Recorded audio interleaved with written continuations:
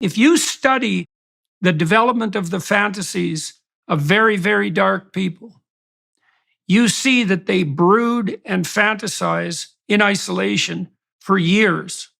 And the fantasies get darker and darker and darker. So they're bitter and resentful to begin with.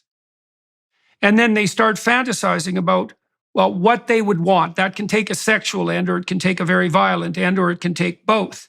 And what they're really after is the ultimate in revenge. And on the sexual front, they find a kick in extending the, what would you call it, unacceptability of the fantasy one stage at a time. The famous and extremely attractive sexual serial killer, what was his name? There's a famous photograph of him like this, very attractive man. Do you remember his name? Ted Bundy. Anybody?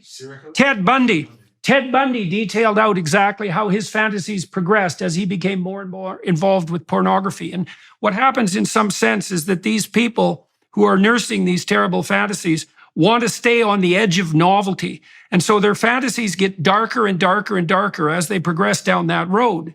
And so after 1,000 such micro progressions, they end up in exactly the sort of pit that you're describing. And some of that is pure sexual kick because of the novelty. But it's got this sadistic and perverse, vengeful twist. And you could think about it this way. I think it says in the Gospels that, it would be better that a millstone was hung around your neck and that you were cast into the abyss than to do harm to any of God's children, let's say. And that's actually where the perverse delight comes, because the most egregious possible sin, let's say, is the violent sexual abuse of the most innocent possible person. And the perverse novelty kick is highest at exactly that point. And then that just goes from bad to worse. And there's 1,000 or even 10,000 micro decisions that go along with that. There's also a great book called Ordinary Men. This is well worth reading, although it's a bloody catastrophe to read, I'll tell you.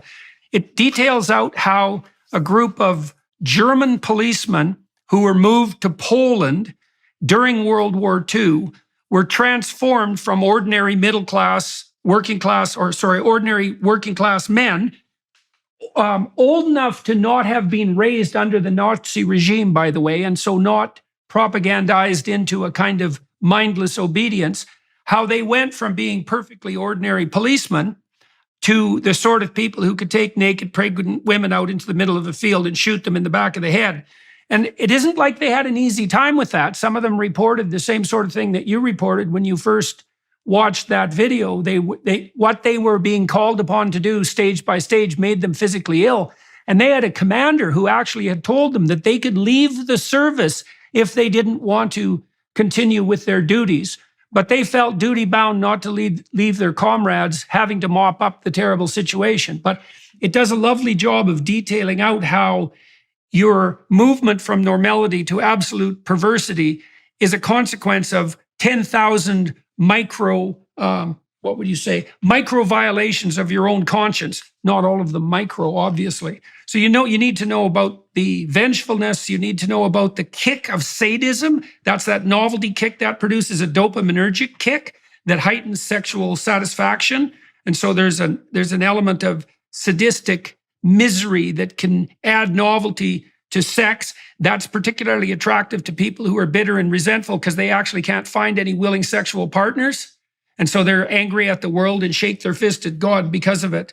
And so anyways, that's a bit of the developmental course of such a lovely descent into hell. And the interesting thing about it is that people brood, Like you don't get to the point where you're watching pornographic videos of children being raped without hundreds or even thousands of hours of increasingly demented voluntary fantasy. And that's that allowing the spirit of sin that would otherwise crouch on your doorstep to enter your house and have its way with you, right? It's like a collaborative venture with Satan himself. That's the most straightforward way of describing it.